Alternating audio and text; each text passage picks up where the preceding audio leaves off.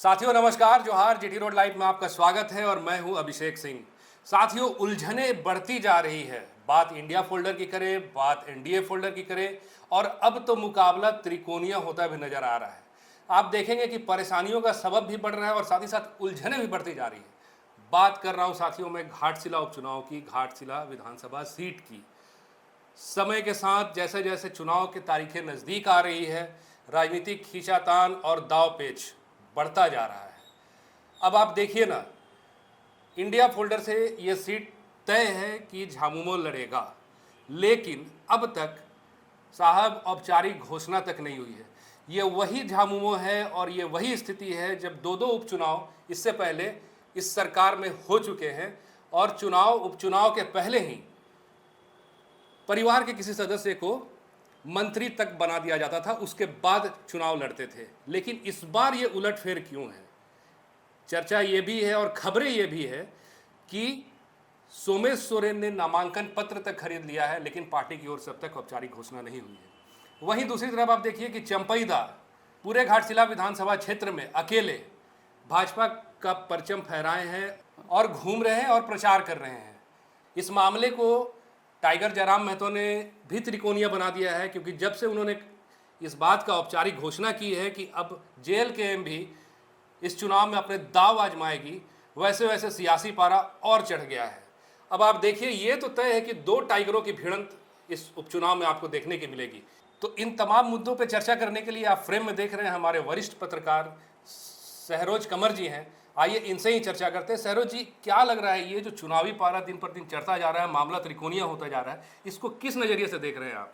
बिल्कुल सही बात आपने कहा अभिषेक भाई जी। वो ये है कि एक तो ये हमेशा कहा जाता रहा है कि जो उपचुनाव होता है, जो सत्ता में दल होता है उसका चुनाव होता है, यानी कि परिणाम उसके पक्ष में आते हैं। जी।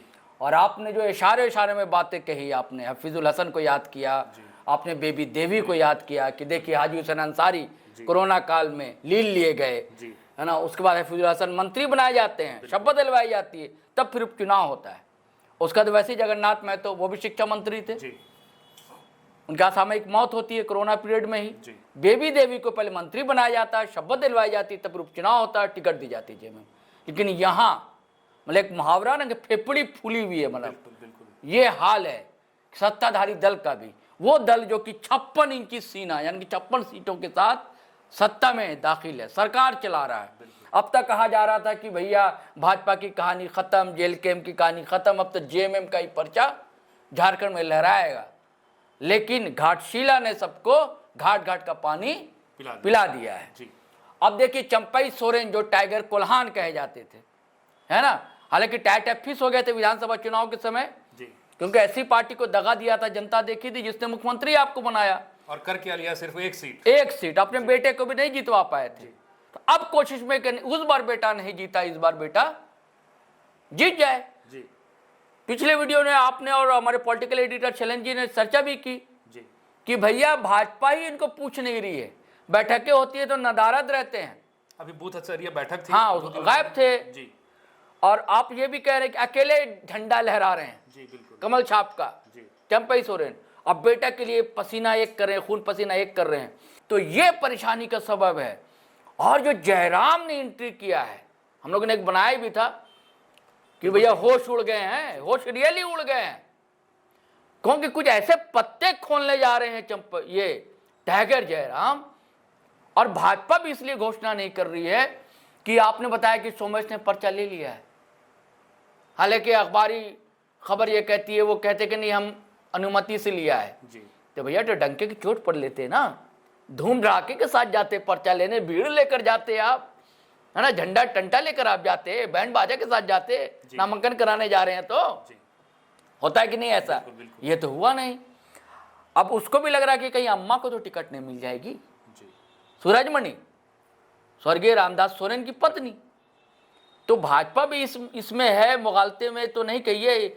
देख रहे कौन सा पत्ता जेएमएम खेलता है। अगर मान लीजिए सूरजमणि को टिकट जेएमएम दे देता है, हमारा ज़्यादा ये संभावना, हमारा ज़्यादा अनुमान है, हमने एक वीडियो बनाया था कि सूरजमणि की ज़्यादा चांसेस है। हाँ, महिला वोटरों की संख्या वहाँ बहुत ज़्यादा है। तो अगर सूरजमणि को उठा देगा तो फिर भी अब बाबूलाल तो गए, एक सहानुभूति, दूसरा महिला वोटरों की संख्या ज्यादा। हाँ जी। और जयराम ने एंट्री की है साहब। सैरोज जी, प्रदीप बालमुचु भी बहुत हाथ पैर मार रहे हैं या शांत बैठे हैं, कहीं ये तूफान के पहले वाली सन्नाटा तो नहीं? और क्या वो इस इंतजार में है कि JLKM की उम्मीदवारी में वो चुनाव लड़ सकते हैं? ऐसा लग रहा है आपको क्या? बिल्कुल सही बात आप कह रहे हैं कि बालमूची जो है वो अपनी सीट समझते हैं, जी। खानदानी सीट। 3 बार वहां से विधायक रहे हैं, हालांकि वहां से कम्युनिस्ट के भी विधायक रहे हैं, और भाजपा सिर्फ 1 बार जीता है, लक्ष्मण टुडू, वो भी JMM में चले आए थे। तो बालमूची इस कोशिश में थे कि हमको टिकट मिल जाएगी इंडिया फोल्डर से, लेकिन कांग्रेस ने साफ कह दिया कि नहीं भैया JMM की सीट है, और कांग्रेस जो है JMM को सपोर्ट करेगी, उसकी कैंडिडेट को। हालांकि दिल्ली भी गए है कि नहीं, नेताओं से मिले। तो अब ये पॉलिटिकल गलियारे में खबर चल रही है अभिषेक भाई कि कहीं JLKM तो नहीं उतारेगा, लेकिन JLKM एक और बड़ा पत्ता खेलने का की बात चल रही है। ये क्या है सर? वो ये है कि आपने सूर्या हासदा का नाम सुना होगा, बिल्कुल। जो कथित इनकाउंटर में मारे गए, और सूर्या हासदा की पत्नी वो भी एक्टिव माँ। तो ये बात चल रही है पॉलिटिकल कॉरिडोर में कि कहीं अगर JLKM ने, बात तो प्रदीप बालमुची की भी चल रही है, लेकिन इससे बड़ा पत्ता है सूर्या हासदा का मामला जी। कि अगर उनके किसी परिवार को टिकट दे दी गई तो फिर ये धराशायी हो जाएंगे।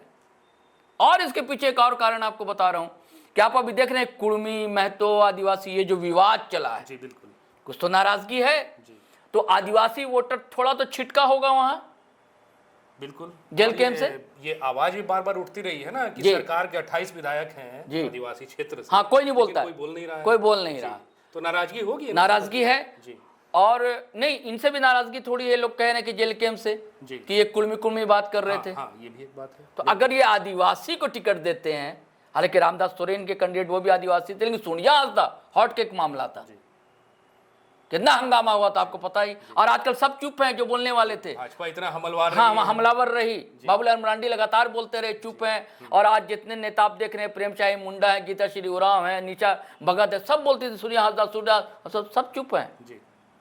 तो ये पत्ता इसलिए संभावना है खेल सकता है JLKM, जयराम खेल सकते हैं कि देखिए हम आदिवासी के हितैषी हैं, जी। हम तब भी साथ थे, आज भी साथ हैं आपके। और वहां के जो स्कूली बच्चे हैं, जो स्कूल खोला था सूर्या हासदा ने, राशन जा रहा है, JLKM राशन पहुंचवाता है, बच्चों के लिए राशन JLKM दे रहा है। और अगर मान लीजिए उनके परिवार को टिकट दे देता है, तो फिर तो जो नाराज, थोड़ा जो कह रहे हैं कि आदिवासी वोटर कुछ नाराज है JLKM से, वो भी साथ आएगा। आज जो 30 से 40 हजार वोटर बताए जाते कुर्मी, वो तो साथ ही है ही।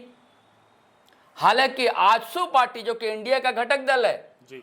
उसके लोग ये प्रचार कर रहे हैं कि भाई कुर्मी जो है बायकाट कर रहे हैं, तो वो भी असर जो है कम हो जाएगा, ये हमको लगता है अभिषेक भाई। तो साथियों, आपने सुना एक सटीक विश्लेषण हमारे वरिष्ठ पत्रकार सैरोज कमर जी से। अब देखिए साथियों, 2 टाइगरों की भिड़ंत तो वहां तय है, और साथ ही साथ झारखंड मुक्ति मोर्चा की उम्मीदवारी को लेकर के भी जो संशय बरकरार है, उससे भी पर्दा उठना बाकी है। कौन जीतेगा और किसकी होगी हार, ये आने वाला वक्त बताएगा। साथियों, आज के लिए बस इतना ही। जाते जाते आपसे वही आग्रह है कि अगर आपने हमारे चैनल को सब्सक्राइब नहीं किया तो ज़रूर से कर लीजिए, हमारे वीडियो को लाइक ज़रूर कीजिए, शेयर ज़रूर कीजिए, कमेंट ज़रूर कीजिए। आज्ञा दीजिए, नमस्कार।